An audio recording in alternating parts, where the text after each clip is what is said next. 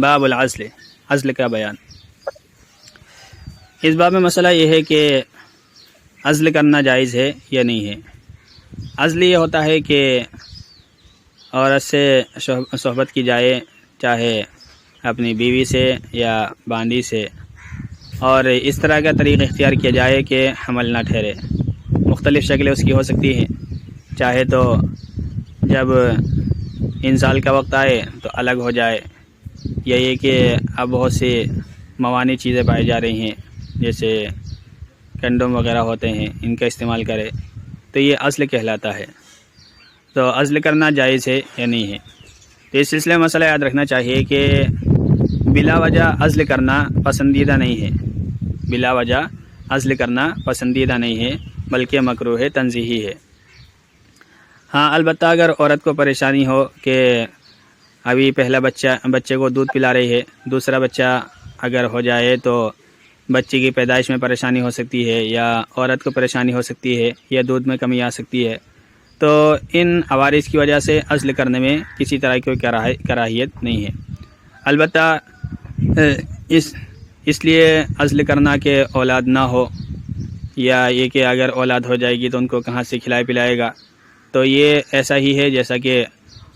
زمانے جاہلیت میں لوگ عورتوں کو دفنا دیا کرتے تھے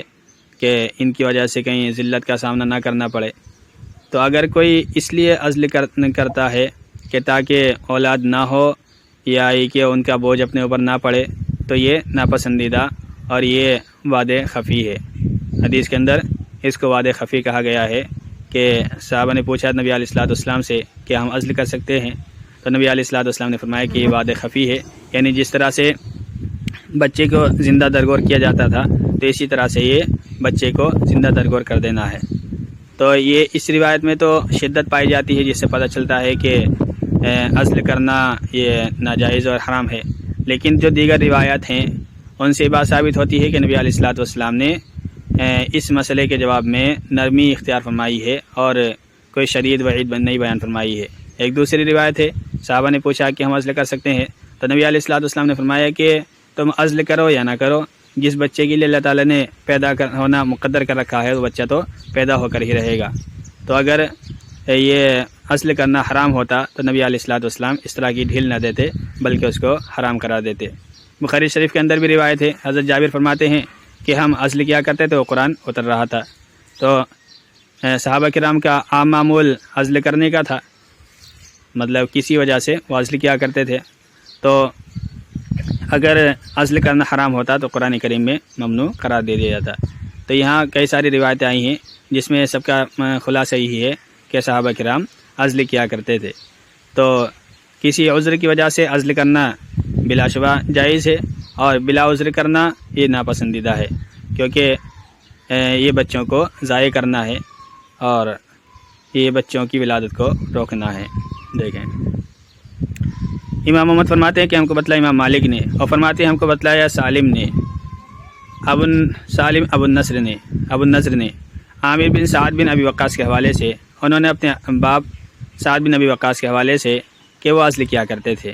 سعد بن ابی وقاص صحابی ہیں اور یہ عزل کرتے تھے، اس سے پتہ چلا کہ عزل کرنا منع نہیں ہے۔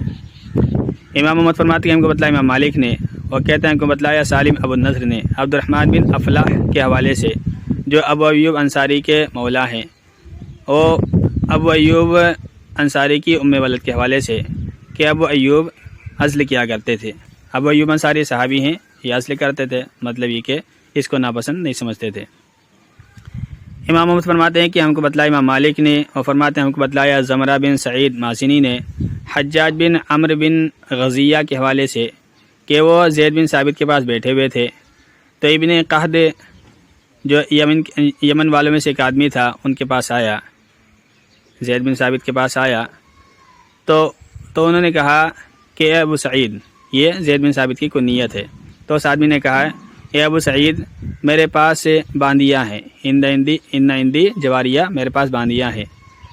لیس نسائی اللاتی، نہیں ہے میری وہ بیویاں، لیس نسائی نہیں ہے میری وہ بیویاں جو مجھے ان سے زیادہ پسند ہوں، نہیں ہے میرے پاس میری وہ بیویاں جو مجھے ان سے زیادہ پسند ہو، یعنی وہ باندیاں زیادہ خوبصورت ہیں اور جو میری بیویاں ہیں وہ اتنی زیادہ خوبصورت نہیں ہیں۔ ولیس کلہن یعجبنی، اور مجھے یہ بات پسند نہیں ہے کہ وہ سب مجھ سے حاملہ ہوں، اور مجھے یہ پسند نہیں ہے کہ مجھ سے وہ سب حاملہ ہوں، تو کیا میں عزل کر سکتا ہوں؟ تو زید بن ثابت، تو راوی کہتے ہیں تو زید بن ثابت نے کہا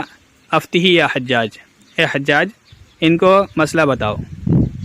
زید بن ثابت کے جو ان کے پاس ان کے شاگرد بیٹھے ہوئے تھے حجاج بن عمرو بن قضیہ،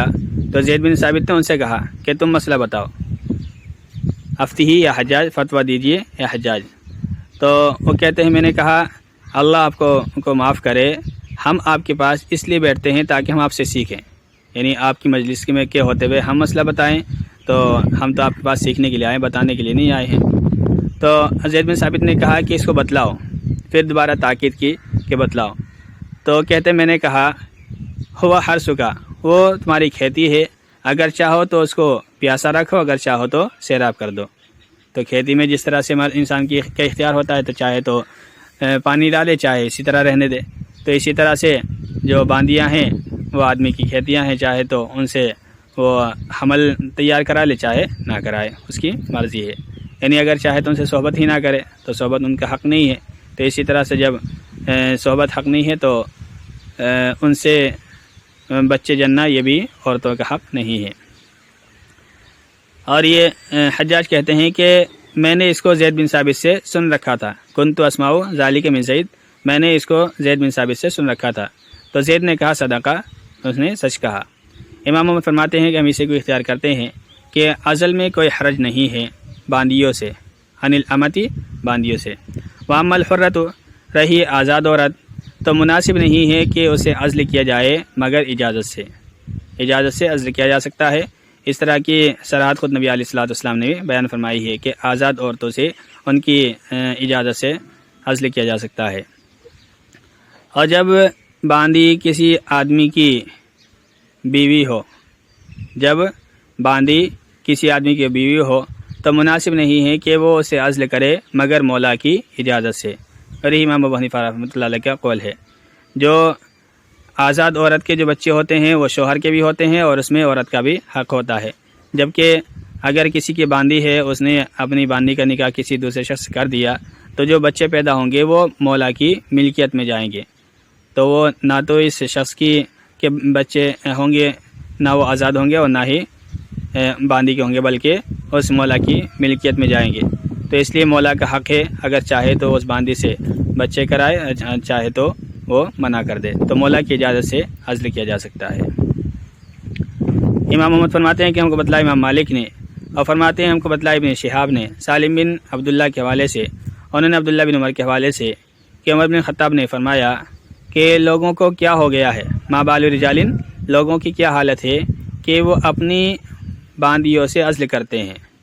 یا ذلونا ان ولائدہم، ولائد ولیدن کی جمع باندی کے لیے کہا جاتا ہے کہ وہ اپنی باندیوں سے عزل کرتے ہیں۔ لا تعطینی ولیدۃ، میرے پاس کوئی باندی نہیں آئے گی کہ جس کا سردار، جس کا آقا اعتراف کرے کہ اس نے اسے صحبت کی ہے، مگر میں اس آقا کے ساتھ اس کے بچے کو لاحق کر دوں گا، تو تم عزل کرو اس کے بعد یا چھوڑے رکھو۔ انہیں حضرت عمر رضی اللہ تعالیٰ نے یہ دھمکی بھرا لوگوں کو پیغام دیا تھا کہ لوگوں نے عزل کرنا شروع کر دیا ہے اور عورتوں کو اور باندیوں کو وہ اس طرح آزاد چھوڑتے ہیں، تو جب خود بھی صحبت کرتے ہیں اور عزل کرتے ہیں تو ہو سکتا ہے کہ کسی موقع پر حمل ٹھہر جائے، ضروری تو نہیں ہے کہ اگر عزل کیا جا رہا ہے تو عزل صحیح سے ہو ہی جائے گا۔ مثال کے طور پر آدمی انزال کے وقت الگ ہو جائے تو لیکن یہ بھی تو ہو سکتا ہے کہ کچھ پانی پہلے ہی چلا جائے، تو اس سے حمل کے ٹھہرنے کا امکان ہے۔ تو اس لیے فرمایا کہ اگر آقا اس بات کا اعتراف کرتا ہے کہ اس نے صحبت کی تھی تو اس بچے کا نسب اسی آقا سے کیا جائے گا، اگرچہ وہ عزل کرے یا نہ کرے، یعنی عزل کرنے سے یقینی طور پر یہ بات ثابت نہیں ہے کہ بچہ نہ ہی ٹھہرے گا۔ خود نبی علیہ الصلوۃ والسلام نے فرمایا تھا کہ تم عزل کرو یا نہ کرو، اگر کسی بچے کی اللہ تعالی نے پیدائش مقدر کر رکھی ہے تو بچہ تو پیدا ہو کر کے رہے گا۔ تو یہی فیصلہ جو ہے حضرت عمر رضی اللہ تعالیٰ نے فرمایا تھا۔ امام محمد فرماتے ہیں کہ یہ فیصلہ حضرت عمر نے لوگوں کو ڈانٹنے کے لیے کیا تھا کہ وہ اپنے باندیوں کو ضائع کر رہے ہیں جبکہ وہ ان سے صحبت بھی کرتے ہیں، وہ اپنے بچوں کو یا اپنی باندی کو ضائع کر رہے ہیں جبکہ ان سے صحبت بھی کرتے ہیں۔ اور ہم کو یہ بات پہنچی ہے کہ زید بن ثابت نے اپنی باندی سے صحبت کی تھی تو وہ ایک بچے کو لے کر کے آئی تو حضرت زید بن ثابت نے اس کی نفی کر دی۔ تو یہ واقعہ پیش آیا تھا تو جب حضرت عمر رضی اللہ تعالیٰ نے یہ لوگوں کو دھمکی دی تھی کہ یا تو تم بالکل صحبت ہی نہ کرو، اگر صحبت کر رہا ہو تو اس طرح سے تم باندیوں پہ الزام لگا رہے ہو، باندیوں کو ضائع کر دو گے، ان سے صحبت بھی کرتے ہو اور پھر عزل کر کے اگر بچہ ٹھہر جاتا تو ان کے اوپر الزام لگا دیتے ہو۔ تو اس طرح سے حضرت عمر نے یہ فیصلہ کیا تھا۔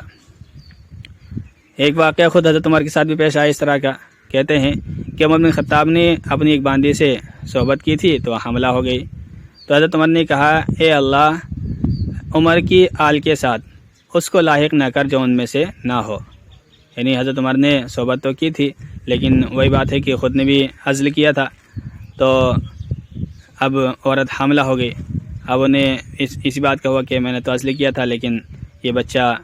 میرا نہیں ہے، انہیں امید تھی، تو انہوں نے اللہ تعالیٰ سے یہ دعا کی کہ اگر یہ بچہ میری اولاد میں سے نہیں ہے تو میری اولاد میں اس کو شامل نہ فرما، اور کوئی ایسا کرشمہ ظاہر ہو جائے کہ جس سے بات ثابت ہوئے کہ بچہ میرا نہیں ہے۔ فاجات بغلام اسودن، تو وہ ایک کالا بچہ لے کر کے آئی، یعنی اس عورت نے ایک کالے بچے کو جنا اور اس نے یہ اقرار کر لیا کہ وہ چرواہے کا ہے، تو حضرت عمر نے اس کی نفی کر دی، یعنی اس بچے کو اپنانے سے انکار کر دیا۔ امام ابو حنیفہ رحمۃ اللہ علیہ کہتے تھے کہ جب وہ آدمی اس کی حفاظت کرتا ہے اور اس کو چھوڑتا نہیں ہے اور اس کو نکلنے نہیں دیتا ہے، پھر وہ کوئی بچہ لے آتی ہے تو آدمی کو اس کو فیما بینہ و بین اللہ گنجائش نہیں ہے کہ اس بچے کی نفی کرے۔ ہم اسی کو لیتے ہیں، یعنی مسئلہ یہ ہے کہ اگر کسی کے پاس کوئی باندی ہے اور وہ اسے صحبت بھی کرتا ہے اور اس کو باہر نہیں نکلنے دیتا ہے، پوری پابندی اس کے اوپر لگاتا ہے، پھر وہ کوئی بچہ جنتی ہے تو پھر دیانت داری اس میں ہے کہ بچے کی نفی نہ کی جائے۔ یعنی ہو سکتا ہے کہ بچہ اسی کا ہو، اگرچہ اس نے عزل کیا ہو، لیکن عزل 100% یقینی طور پر بچے کو ختم کرنے والا نہیں ہے، تو اس لیے دیانت داری یہ ہے کہ اس کو بچے کو کی نفی نہیں کرنی چاہیے بلکہ بچے کو اپنانا چاہیے۔ یہ مسئلہ دیانتن ہے۔ البتہ قضا کا معاملہ یہ ہے کہ اس بچے کا جو ہے دیکھا جائے گا، کسی طرح سے ڈی این اے وغیرہ ٹیسٹ کر کے دیکھا جائے گا کہ کیا آتی ہے خبر۔ اگر اس سے اس کا ڈی این اے ٹیسٹ ہو جاتا ہے یا پتہ چل جاتا ہے کہ بچہ اسی کا تو اسی پہ محمول کر دیا جائے گا، اور اگر وہ بچہ کسی اور سے ملتا ہے اور عورت اقرار کر لیتی ہے تو پھر اس بچے کا دوسرے سے نسب ثابت کیا جائے گا۔ امام محمد فرماتے ہیں ہم کو بتلایا امام مالک نے، اور فرماتے ہیں ہم سے بیان کیا نافع نے صفیہ بنت ابو عبید کے حوالے سے، وہ کہتی ہیں کہ عمر بن خطاب نے فرمایا کہ لوگوں کو کیا ہو گیا کہ وہ اپنی باندیوں سے صحبت کرتے ہیں پھر ان کو چھوڑ دیتے ہیں کہ وہ باہر نکلے، ان کو چھوڑ دیتے ہیں کہ وہ باہر نکلے۔